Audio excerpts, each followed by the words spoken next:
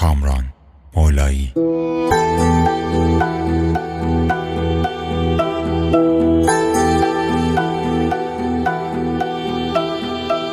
رفتی از پیشم که جای من برات کی زندگیشه،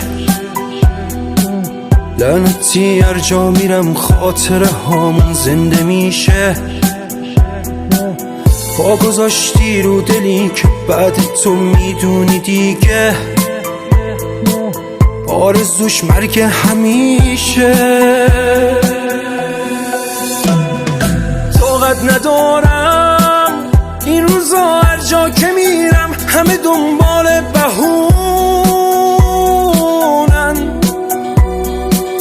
لا ولایت زن آشون بحث و سمتت میکشونن،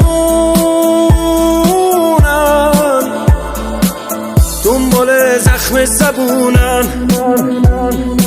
عادت ندارم من به این اوضاع چقدر بی معرفت میشه یه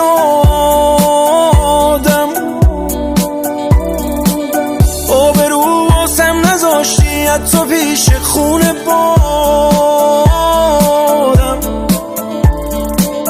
همه چیمو پات دادم.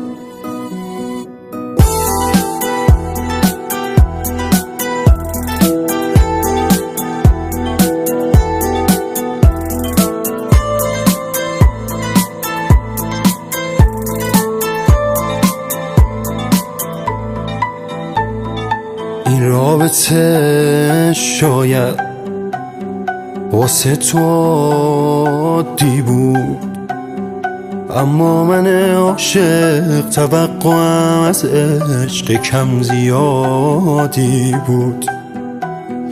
فکر و خیال تو هی میده آزارم، کارم شده شب دلتنگی و گریه تا صبح بیدارم.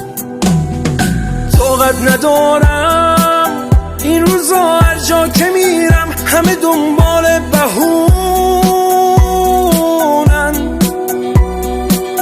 لا ولایت زن آشون بحث و سمتت میکشونن، دنبال زخم زبونن.